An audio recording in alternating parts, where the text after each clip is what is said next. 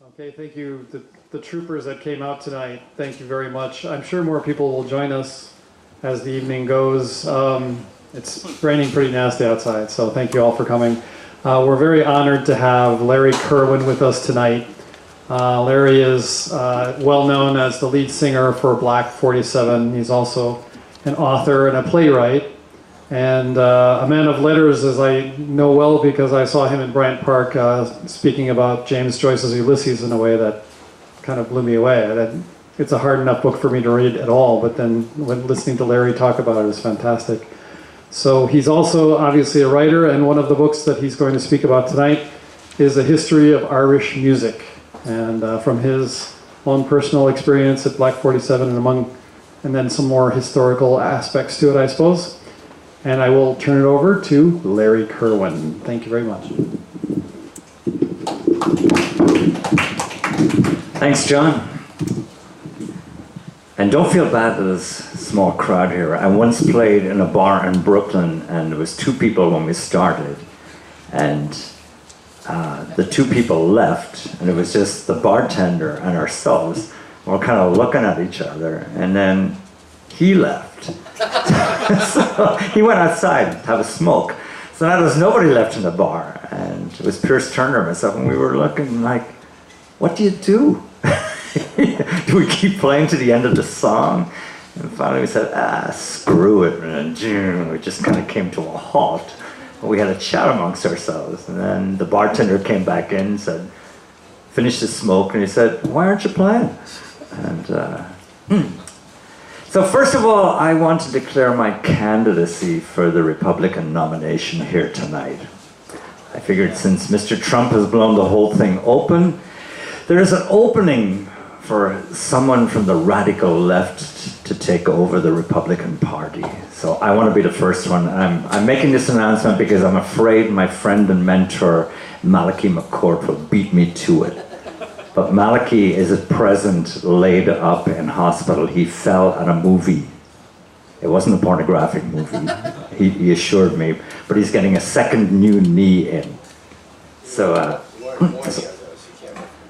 huh? That's right. Well, I'm working on it. So anyway, I have declared my candidacy, so I'm in NASA, and there's 18 people running for that nomination. So I'll be midway through because I'm K, so I'll be kind of around the center. I think I can get more votes than some of these guys. Anyway, politics is not out of the question with this book here in particular, because I had 3 reasons for writing it. The first was to show the social and political changes that happened in Ireland that caused the music that I'm writing about.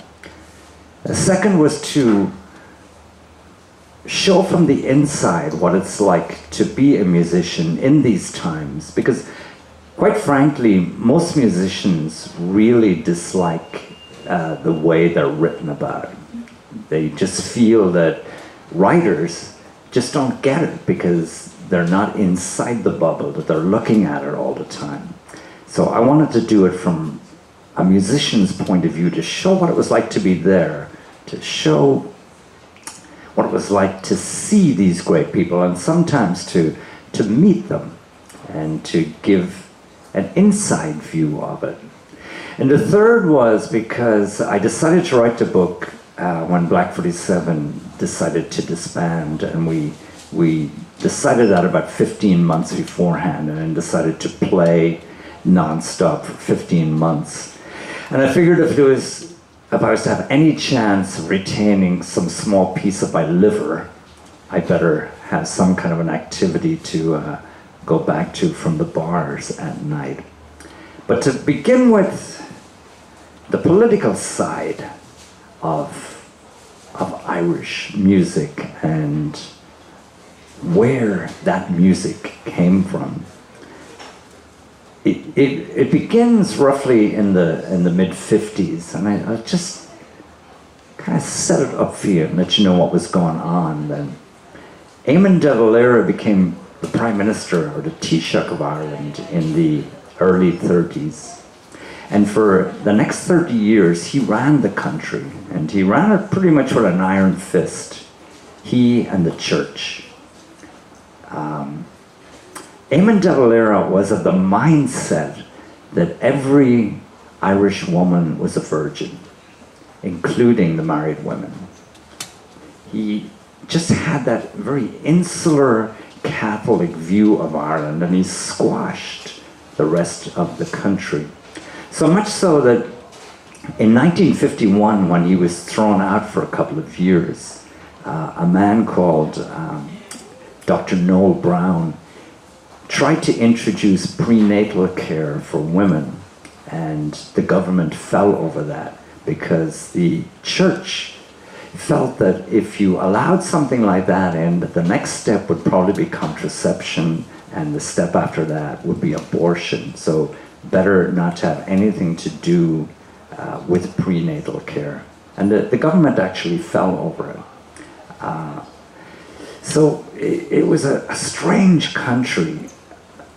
It was savaged by emigration. So many people had to leave because De Valera's government had a deflationary policy and had huge tariffs around the country to protect the few industries that were there.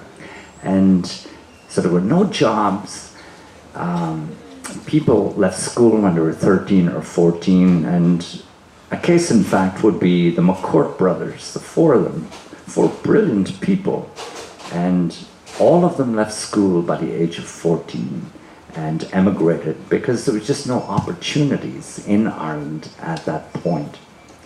The music that was going on in Ireland was of two types.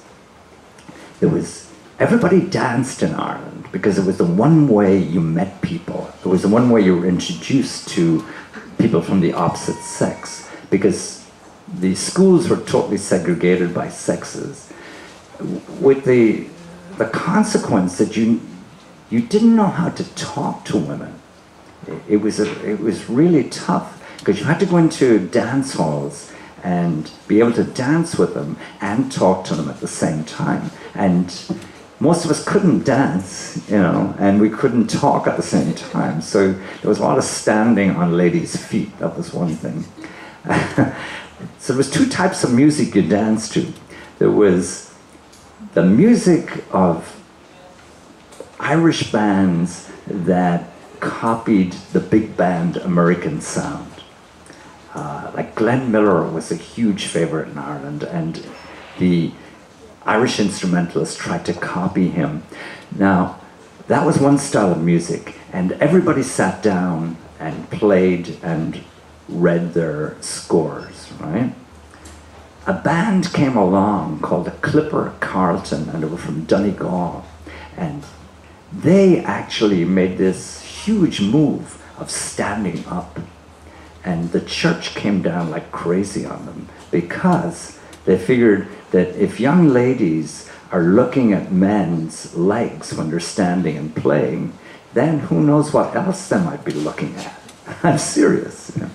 But what these guys from Donegal did was they introduced show into bands, and the bands were called show bands, and they started clowning around on stage and moving in choreographed ways and joking. And this had never happened before in Irish music. So show bands all of a sudden swept the country. Show bands all had pretty much the same instruments. They had a brass section, a trumpet, trombone, and saxophone. And the rhythm section, guitar, bass, and drums. Perhaps they had a keyboard too, and they had a lead singer. So it was either 7 or 8 in it. And what they did was they copied everything that was in the top 20. So if you joined a show band, you got this great education because you had to play in every key. Unlike, say, bands who start in garages and you basically play in the key of E or the key of A. In show bands, the brass instruments are a tone above string instruments. Now the brass players were pretty lazy in Irish show bands, and they always wanted to play in the key of C or F or G because there weren't too many flats in them. Consequently, we poor guitar players had to play in B flat, E flat, and F, which is kind of unheard of in rock and roll. So you got this great instrument, you got this great education. Van Morrison was in the Monarch show band. Rory Gallagher was in a show band in Cork. And I even caught the tail end of the show band era and that really helped me when it came to forming Black 47, because when Fred Parcells walked in with a trombone and Jeffrey Blythe walked in with a saxophone, I at least knew what these two instruments did and had an idea in my head how to write songs that would feature brass instruments. So that was the rock or the jazz or the pop side of things. On the other side, there was Ceilidh music, Ceilidh bands. And what they were was, they were bands that featured Ceilidh music, which were jigs and reels. For a rhythm section, they had a trap drum set, and a piano. And the piano player played the bass. And then there was a collection of fiddles, accordions, flutes, and tin whistles. But everybody played the same melody. Now, a gentleman by the name of Sean O'Reilly came along. That's John Reedy. And he likened the Ceilidh bands to a mad bee buzzing. And he set out to change all this. His idea was to become a European classical composer. And he went to France to try and do that, but didn't succeed. So when he came back to Ireland, he took back his classicism and his interest in Miles Davis and jazz music, and began to experiment with Irish instruments and began to put together ensembles that wouldn't just play the same melody, but would play counterpoint to it. He wrote this piece of music, this score for a movie called Misha Era, which means I Am Ireland, which was about the founding of the Irish state and the fight against British oppression in the 1920s. And he set Irish melodies into a classical way. And this floored the whole country, because every school child had to go see this movie. And for the first time, we were hearing melodies that we knew, but set in a classical way. And it was so moving to watch these images of heroes that we had and to hear this music booming out at us. So much so that I have a theory that comes up in the book that the uprising that came 6 or 7 years later in the north of Ireland in the late 60s, I think that was sparked by O'Riordan's music. O'Riordan, though, was a heavy drinker, and he died in his early 40s. The band that he had was called Kilturry Coolan, and that contained a guy on uilleann pipes called Paddy Maloney. And Paddy Maloney took Kilturry Coolan and turned it into the Chieftains. And then the Chieftains were the founders of a whole new style of Irish music, which ended up with Planxty and the Bothy Band and all the traditional bands you hear nowadays came from O'Riordan, Misha Era, Kilturry Coolan, and the Chieftains. So that was one form of traditional music, and now the other form was the ballad. Up until then, up until the Clancy brothers. Clancy brothers were three guys. Clancy brothers and Tommy Makem were three brothers from Carrigan-Shure and Tipperary, and a guy called Tommy Makem from Keeja in County Armagh. And they all met in Greenwich Village. And they all wanted to be actors. That's what they came to the US for. Acting is a tough old game, and they weren't getting any jobs. So on their nights off, they would go to two saloons. One that's still there, the White Horse Tavern, and they played in the back of that. And the other was called the Lion's Head in Sheridan Square, and they played in the back there. Someone saw them playing these Irish revolutionary songs, and a talent scout saw them and put them on I think it was the Ed Sullivan Show. And by chance, the headliner that night canceled, and they had to do 20 minutes. And they changed Irish music in America in those 20 minutes, because what had been Galway Bay and Mrs. Flaherty's Chowder and those type of songs that were actually, most of them were written in Tin Pan Alley days by Jewish composers. All of a sudden, that was all kicked into Galway Bay, and now you had ballad groups. The Clancys were totally unknown in Ireland, but the music leaked back there, and in the mid-60s, around 50% of all records sold in Ireland were by the Clancy brothers. So Irish music began to take off and change in the mid-60s. And I'll read you just a little bit from this book to give you a feeling of what the old Ireland was before. And now I'll read you something from the new book. This is Green Suede Shoes, which was, I almost said released, but published a few years back.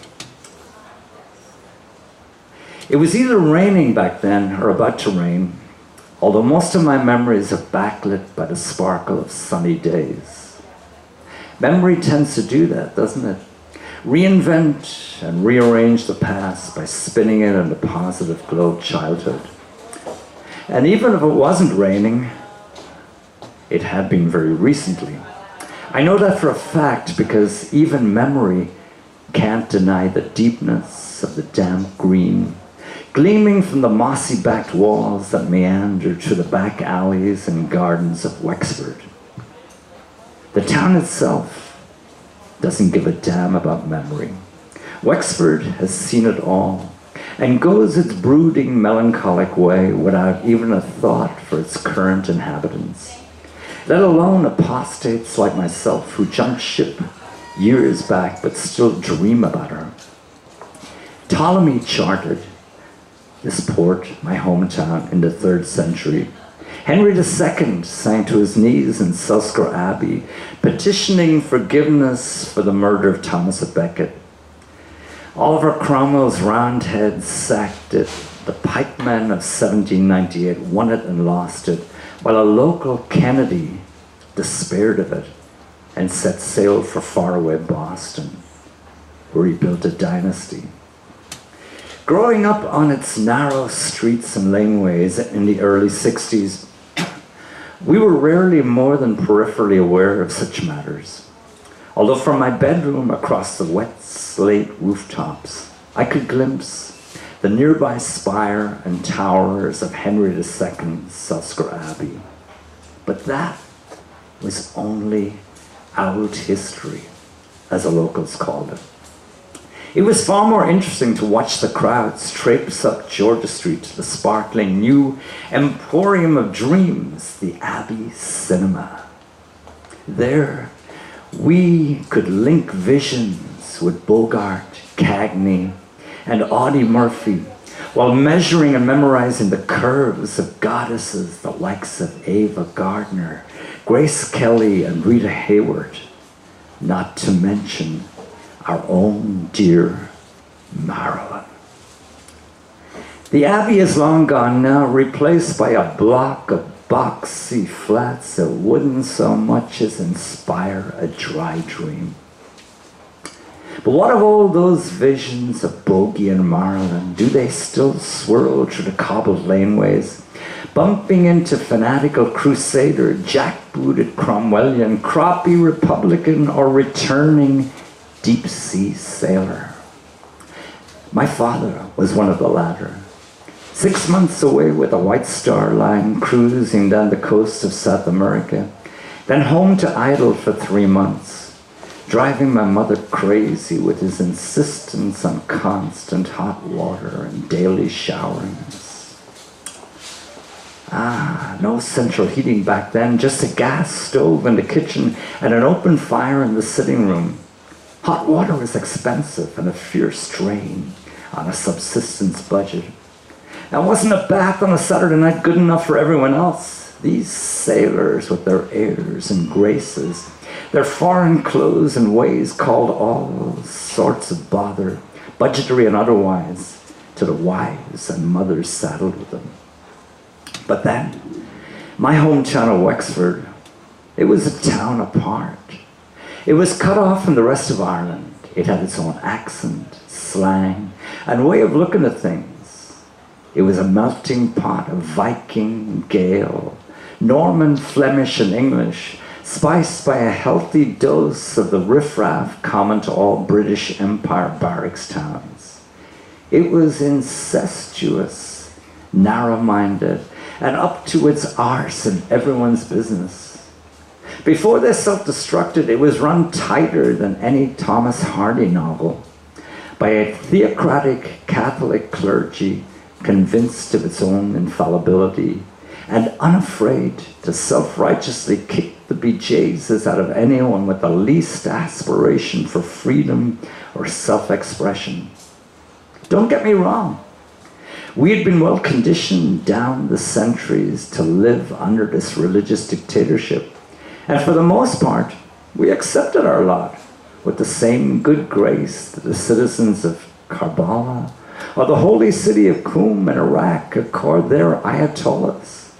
Unless you were a rebel in the soul, Wexford is a wonderful spot to grow up in, warm, womb-like, and still reeking of a faded, genteel Victorianism, a town where everyone knew their station and rejoiced in this implicit divine system.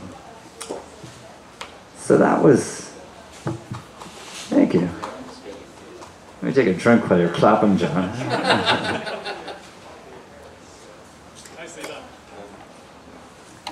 That was Ireland then, man. But we didn't have television in the same way that America has. If you take the 50s here, you can still, in a certain sense, relate to it. Because if you see the honeymooners, say for instance, there's a direct link with today with it. With Ireland, it was just so closed off. The one thing we did have was radio.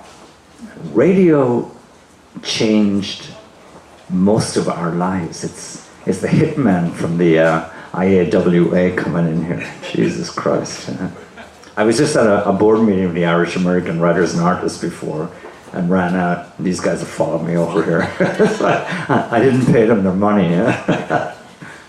But anyway, radio changed everything for us. I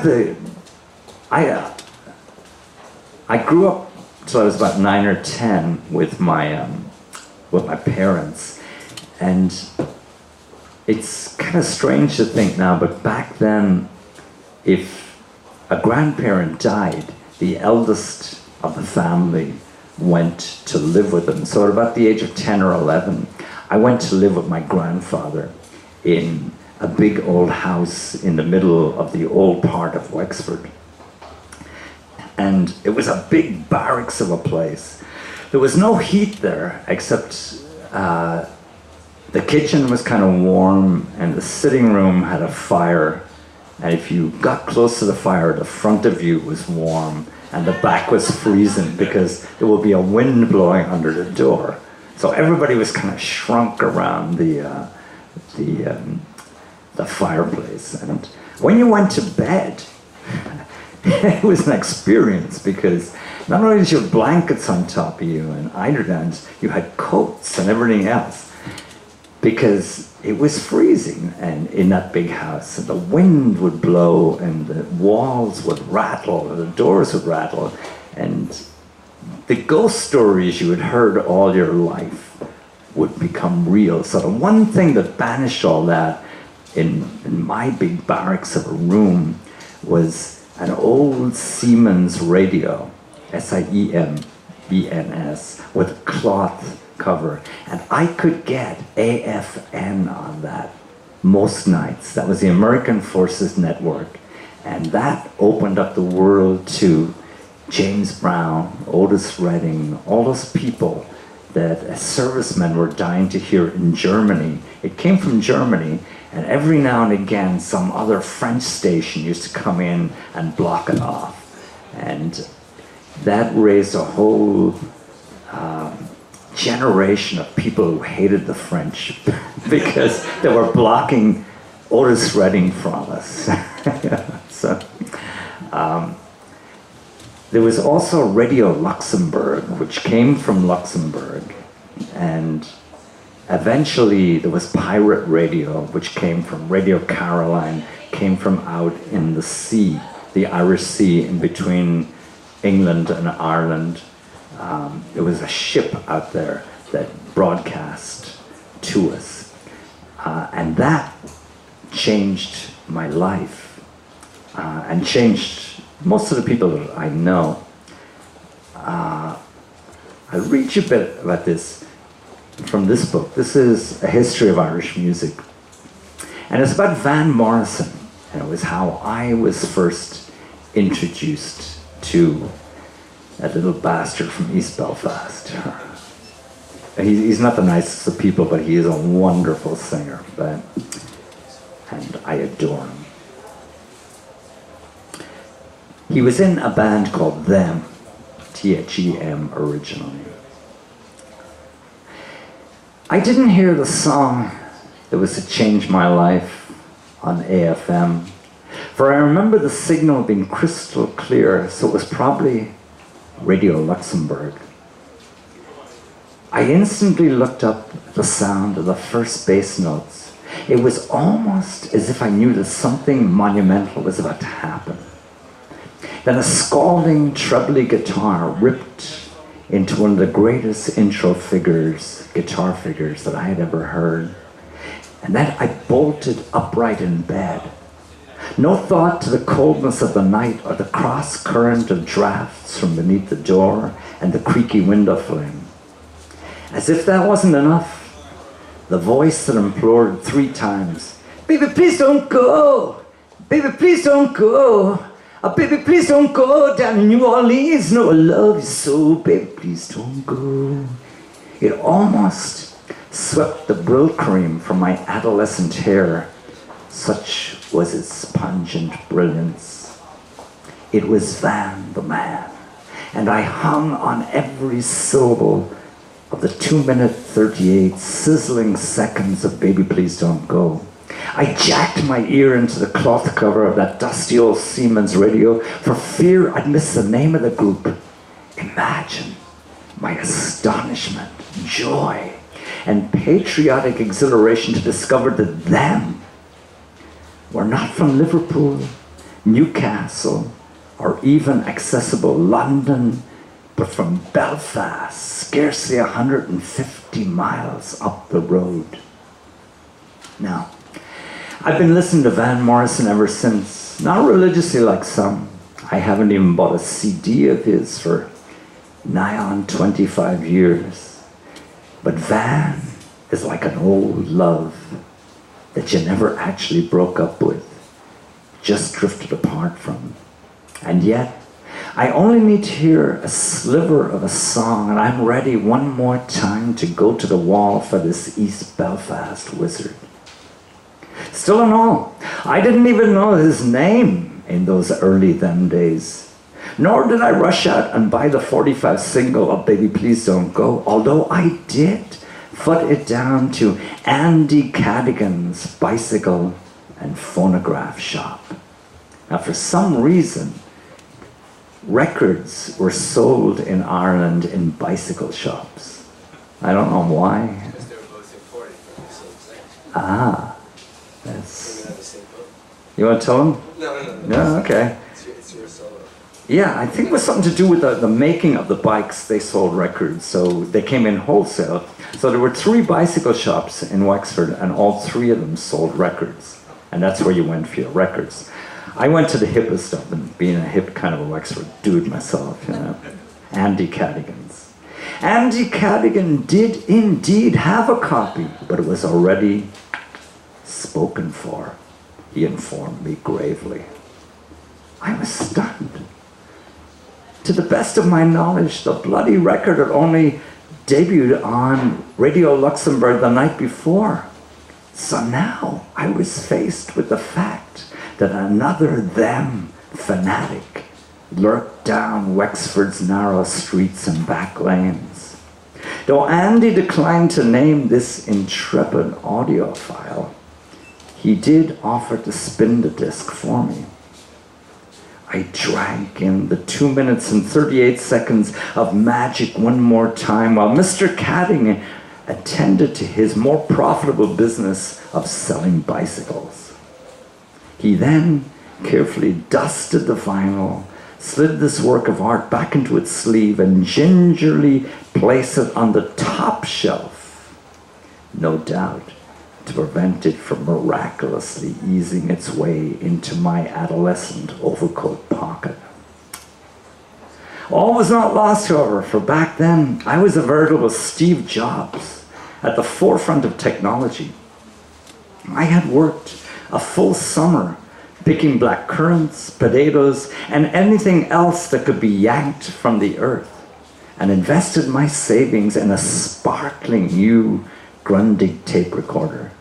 It wasn't long before I collared Baby Please Don't Go on a Decca Records Luxembourg show. I could now play and rewind this future classic to my little 14-year-old heart's content. Now I've got to fill you in a little bit here before I continue. I was living in my grandfather's house. There were 2 other people who lived there, my Uncle Paddy and the housekeeper, Miss Codd. Now, my Uncle Paddy and my grandfather had not spoken in 20 years. Even though they worked together as sculptors in the yard, as headstone makers, and lived together. So I was the go-between. I actually sat between them. So I had to pay Paddy. My grandfather would count out his allowance because he was living at the house, and my grandfather bought him a new suit every 3 years. So he would count out the money, hand it to me, and then I would hand it to Paddy, who would check it, look at it, and sometimes say, he's left me short. And I would have to go, my grandfather sitting here and say, you left him short. He said, I did not. And he said, well, he said, he did. And I said, well, give me the money, you got that money, I'll count it. And I counted up, you left him short. And my grandfather would take the money back. And he'd give the extra thing, give it to him, I give it to him, and he'd hand it back to him. This transaction would take place while the wind is blowing up our back from the door and our fronts are warm from the fire. So my Uncle Paddy was not, he was obsessive compulsive now, but we didn't have those terms. He left for the bar, the pub, at 9 o'clock sharp every night of the week. And he drank 4 large bottles of Guinness and 2 glasses of whiskey, except for 2 days of the year when the bar wasn't open. It was Christmas Day and St. Patrick's Day. No, not St. Patrick's Day, it's got to be, Good Friday.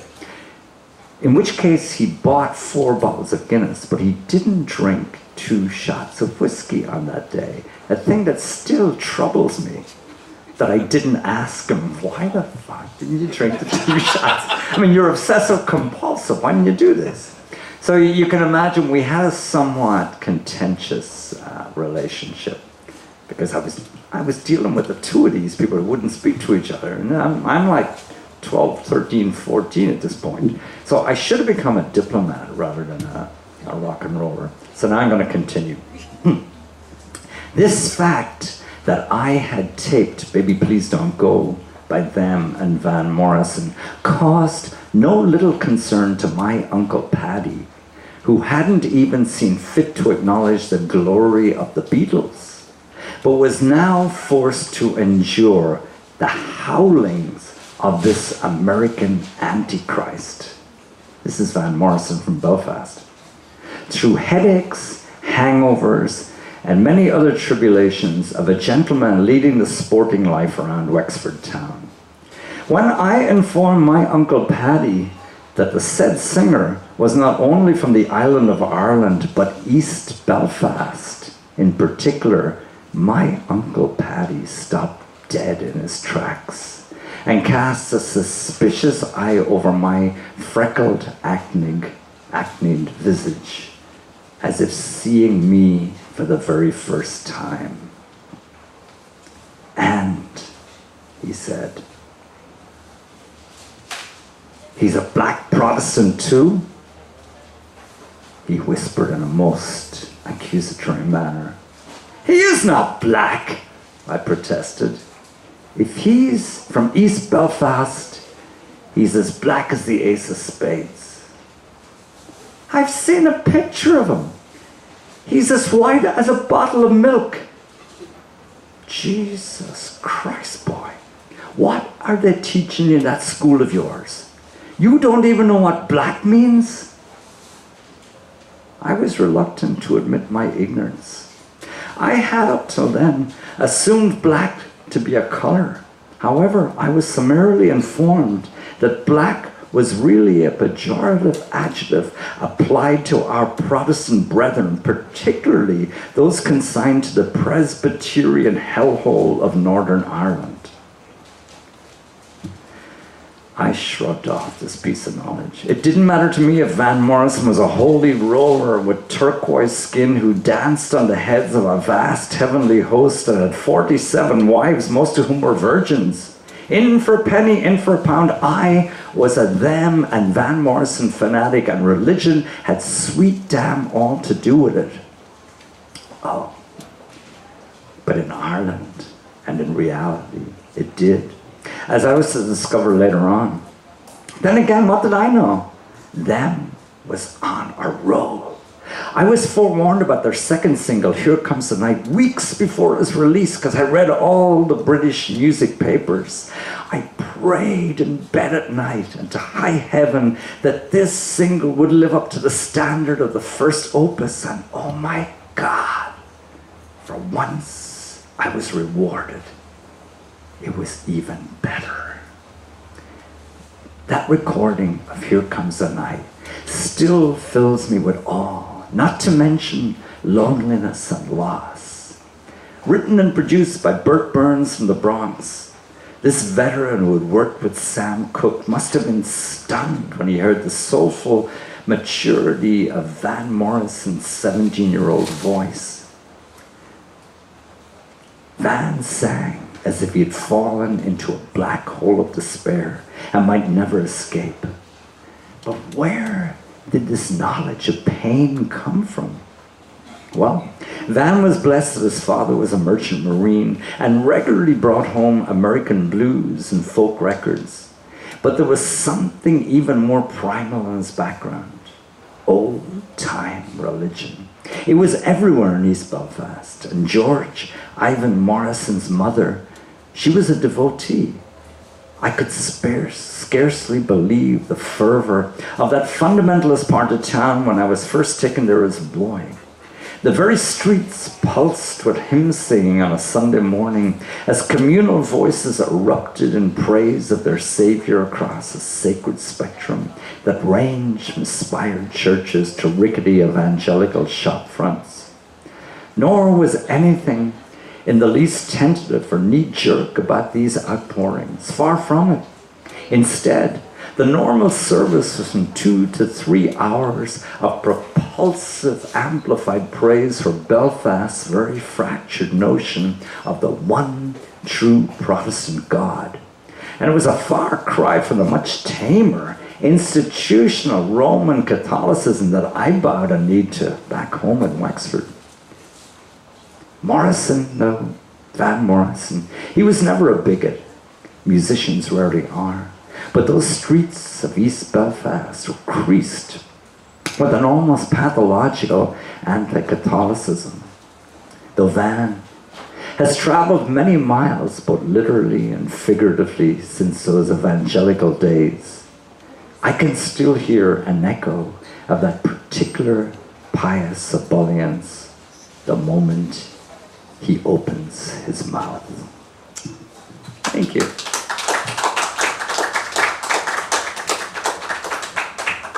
So, the north of Ireland had a huge effect on the rest of us. But most people from the south never went there. I mean, I would say I was one of the few people in my town of 12,000 who actually went there. And the only reason I did was because I had another uncle who was, as I say back in Ireland, a bit out to lunch. If any of you, he was a priest, a Columban father, a missionary priest. And if you've seen Dancing at Lunacy, have you seen that, or the movie or the play? Well, you know, the priest who's in that, who comes back from overseas. My uncle was very like that, but we didn't understand him at all. He was. Now I see that he'd been touched by Zen Buddhism because he'd spent a lot of time in the Far East, in China and India and the Philippine Islands. So when he came back to Wexford, he was just on a different plane than the priests in Wexford and Ireland and bishops who were running everything. He had been out in the world and he'd seen it. So he took me to Belfast. First of all, he took me to outside Derry where his sister lived. And that's why we happened to be in Northern Ireland whatsoever. But my Uncle Jim had a feeling that if he could sit down with the Reverend Ian Paisley, who was the leader of the fundamentalist Protestants, that he could persuade him of the error of his ways. And so my Uncle Jim and I set off for Belfast to meet the Reverend Ian Paisley and to convert him of his ways.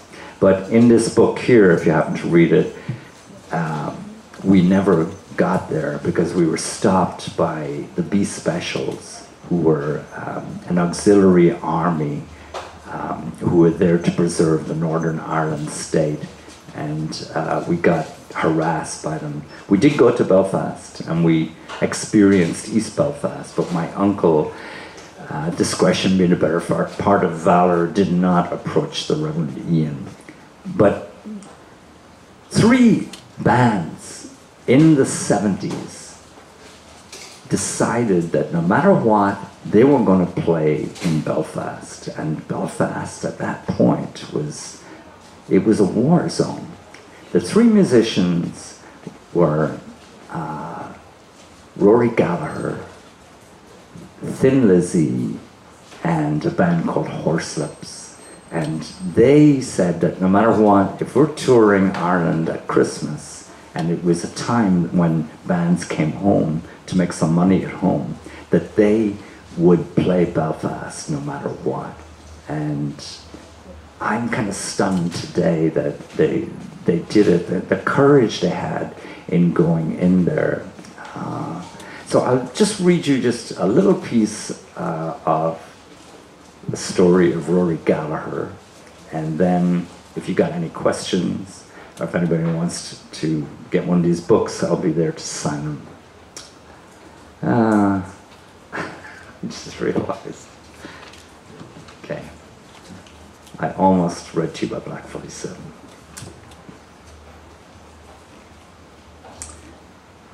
Hey Rory, you're off to London, playing the blues with a band called Taste. Gonna hit the big time. You better, you're the best. On your night you could even leave Hendrix in the dust. I wanna thank you for what you did. No more messing with the kid. Does that song seem bittersweet with a whole dollop of regret and not a little sorrow wrapped around it? Well, that's how I feel about Rory Gallagher when I recall the love and energy he injected into each of his shows. Most of the time, though, when I hear his recordings, I just get swept up in the excitement and pride we Irish felt in this force of nature. Old Son, as we called Rory. When he'd walk off stage dripping in sweat, his long hair streaming down his denim jacket, we'd begin to bawl out to the rafters. Nice one, Rory. Nice one, son. Nice one, Rory. Let's have another one. It didn't take long for Rory Gallagher and his band Taste to get noticed in guitar-crazy London, where the big three were Eric Clapton, Jeff Beck, and Jimmy Page. Initially, what made Rory stand out was his work ethic. The man, he just loved to play. He sold 30 million albums now, but stick to his live CDs. I don't believe he was ever really captured at his best in the studio. Then again, I was such a fan of Rory's guitar playing. His tuning up actually sounded good to me. But his voice set Rory apart from Clapton, Beck, or Page. Rory could sing the hell out of anything, particularly if the tune had some connection to the blues. His singing was raucous, pleading, passionate, and strident, and yet there was tenderness behind it, a link to his own self-doubt, perhaps.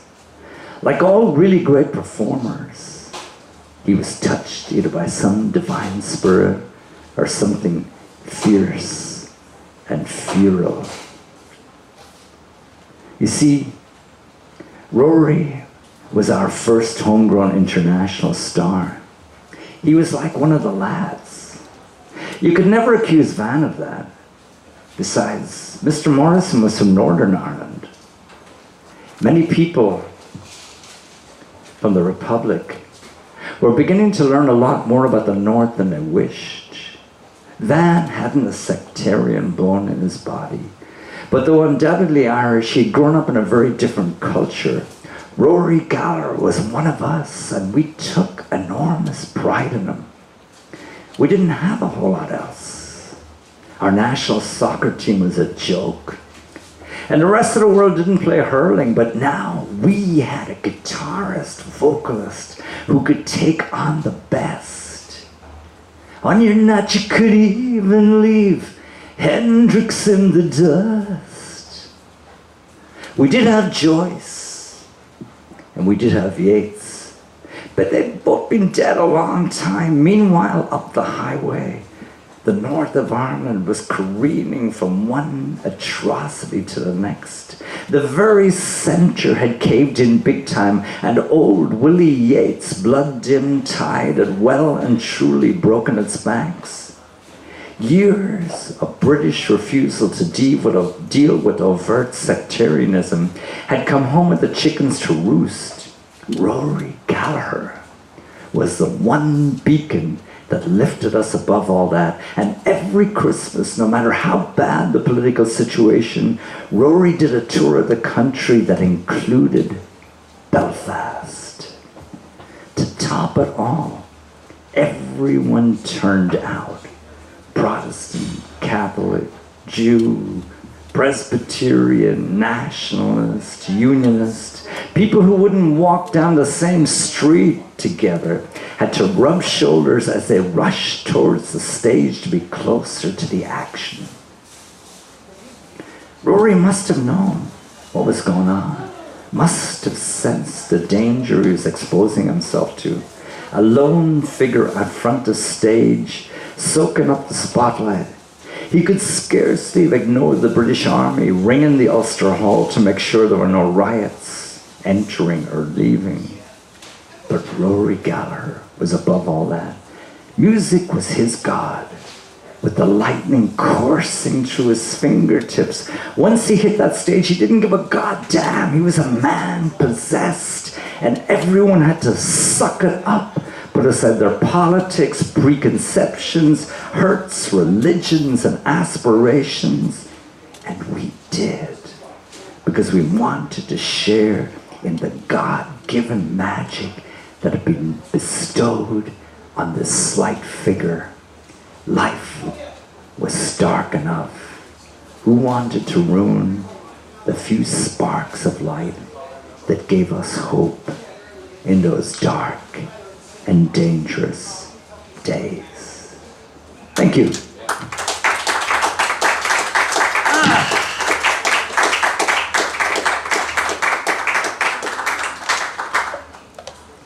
Do you have any questions, any comments, anything?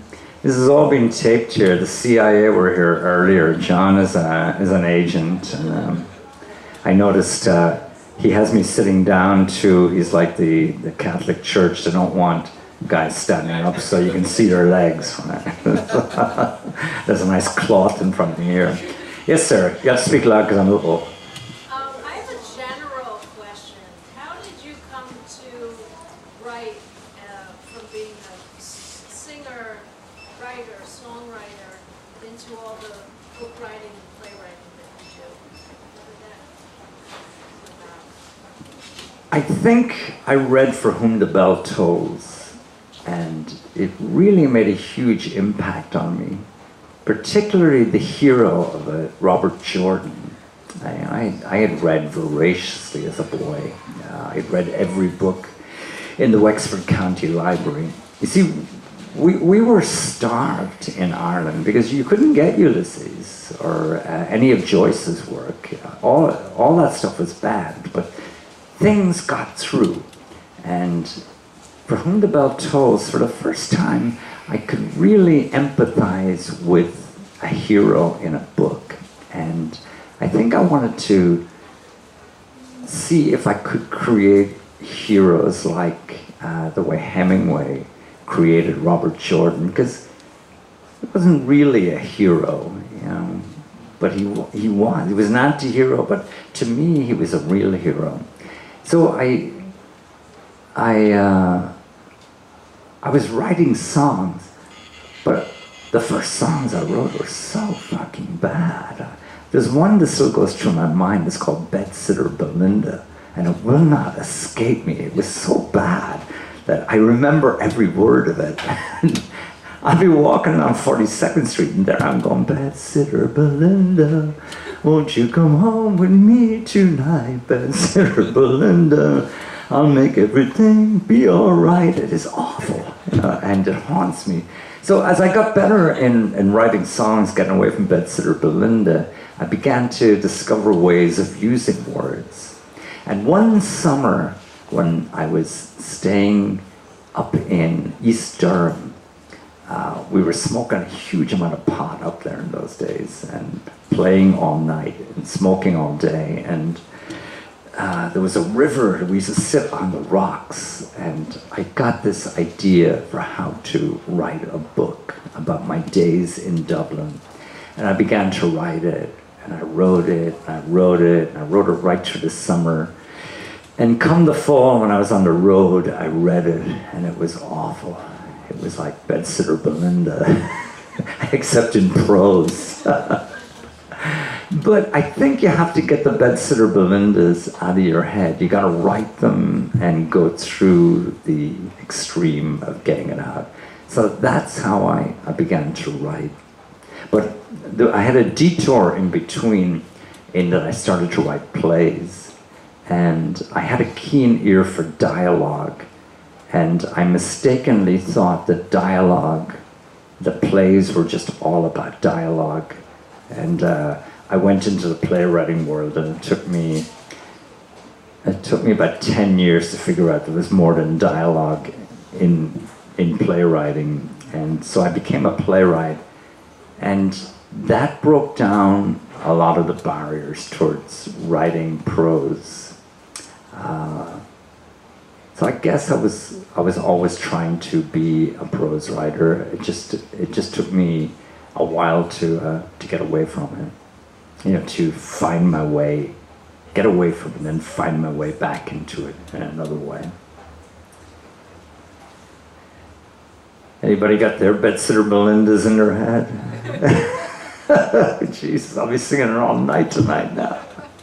By the way, after this, I'm going to go over to the Croton Reservoir, it's a bar on 40th Street. I'm not going to the Crow. Don't worry.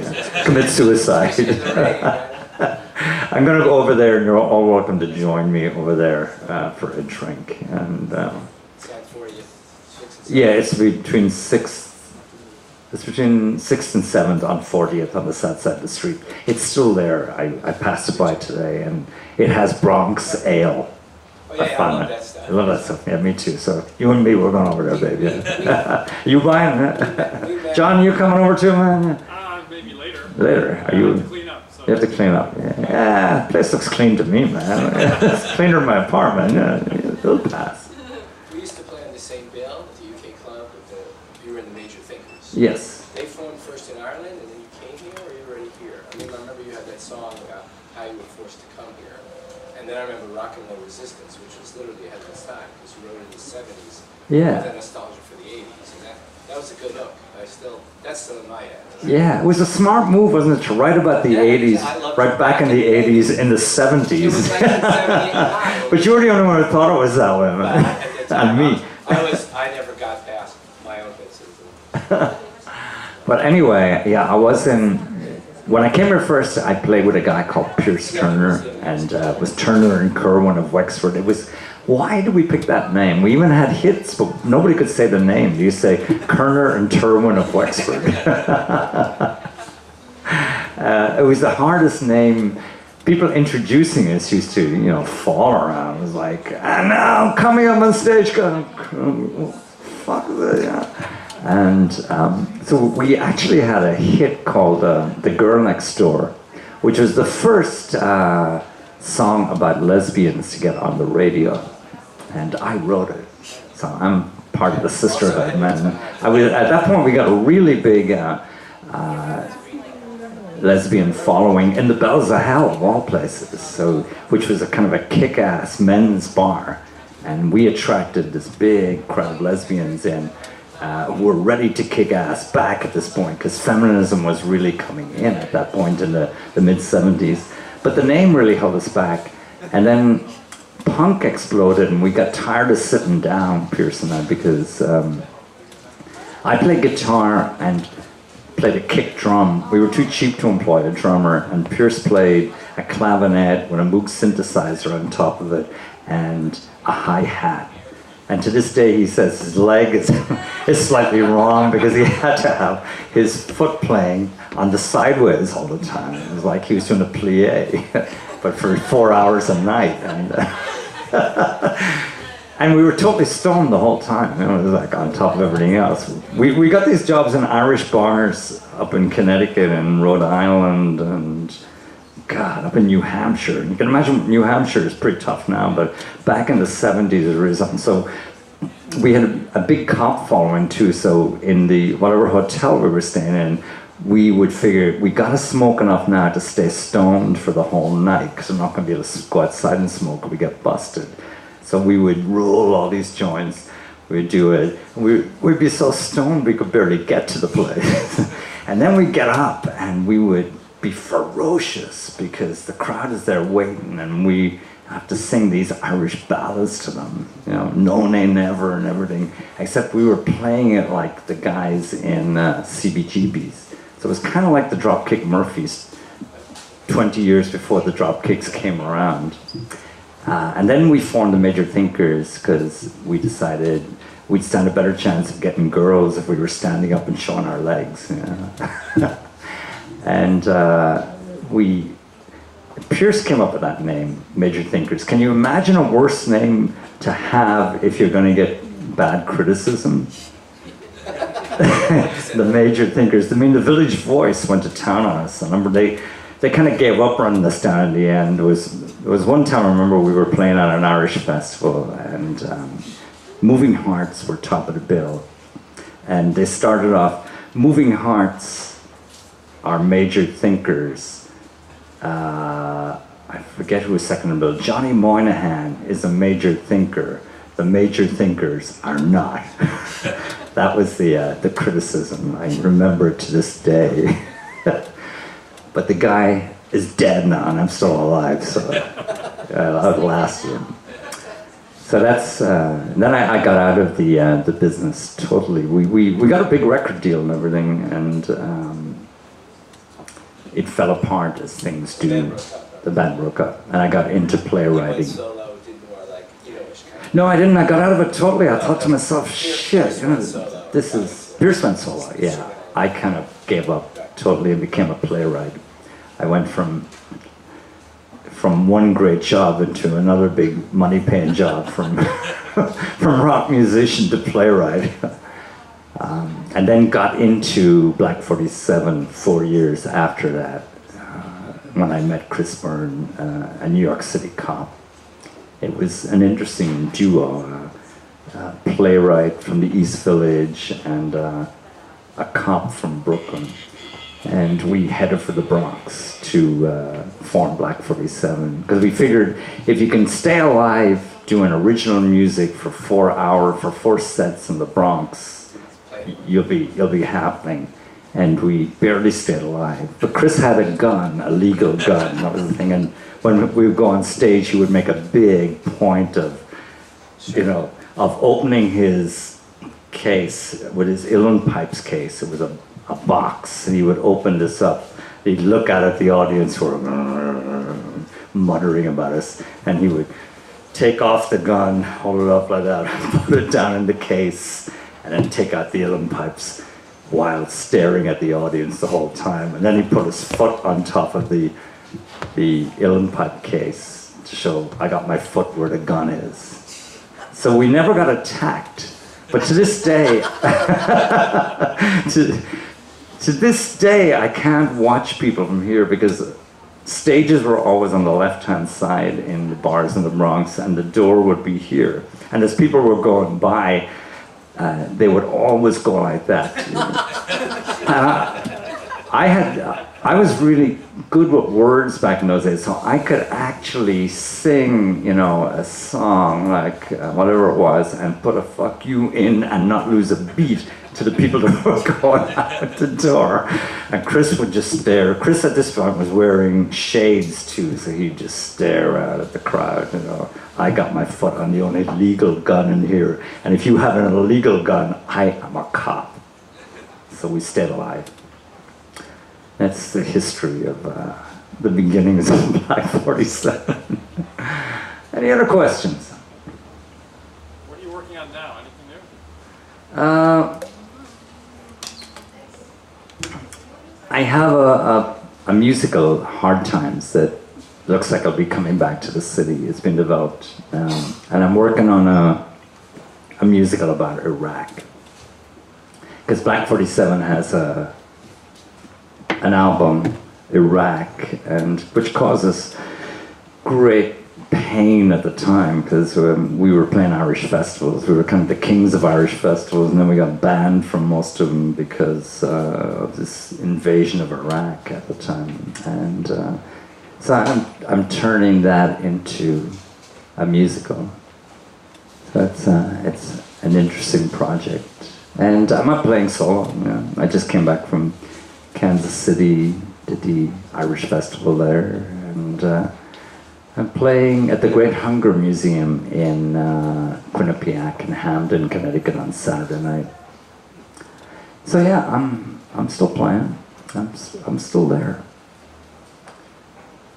Any other questions? Come on, that's a question you were always thinking of. Come on, John. Yeah. I got a kind of cliche question. Like, how do you go about writing your song? You start with words, you start with guitar chords, or? I write plays, and I know how I do them. I write novels, and I write a weekly or a bi-weekly column for the Irish Echo. Songwriting is one of the hardest things to explain. I don't know how it works. It's like the music, the inspiration, the music and the lyrics all have to come together at a certain point and collide. Now you can start it with, usually I will get a title of a song, But that title will really spring from this kind of inspiration that's in here. And so I travel around maybe 20 of those in here, and I don't try and sit down and write them anymore. Although with Black 47 I had to, because we constantly needed them. So I wait, kind of like a fisherman, wait till the three things collide, and when they do, a spark happens, and it doesn't matter at that point which you started with, whether it's the lyrics or the music or a sequence of chords. You know, the spark will set them on fire, and then you're on the you have that fish on the hook. As a chance you might lose it. You might say to yourself, I got it now, I'll wait till tomorrow. But if you wait till tomorrow, it's too late, because it all happens in that particular way that yields a song. Sometimes you gotta wait for a long, long time for them, like with the Bobby Sands song, Black 47, Bobby Sands MP. That took me 15 years waiting for that one. And when I did get it, it came out in about 20 verses, and so I had too much, far too much, and I had to go back and cut it and cut it and cut it and find the original kernel of it, and even sometimes leave out some lines in it so the song could breathe. So there's different ways, but the big thing is that spark, because it doesn't really happen until the spark is right, and that's how I always knew that the songs on these albums were all right, because you'd have 16 of them fighting for 12 spots. And so there's no filler on any Black 47 album that I'm aware of anyway, because you just know.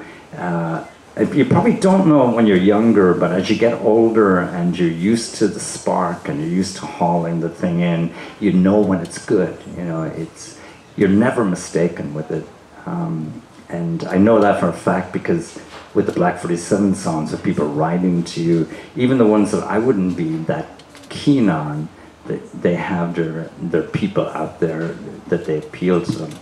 But when you're younger, you don't know that. You know, that's why you write your bedsitter Belindas, and you got to get them out of your system. And the best way to get them out of your system is to play them for people and realize, oh my God, I'm lucky these people are not suing me, you know, for depression or something, because I'm depressed singing it. Yeah.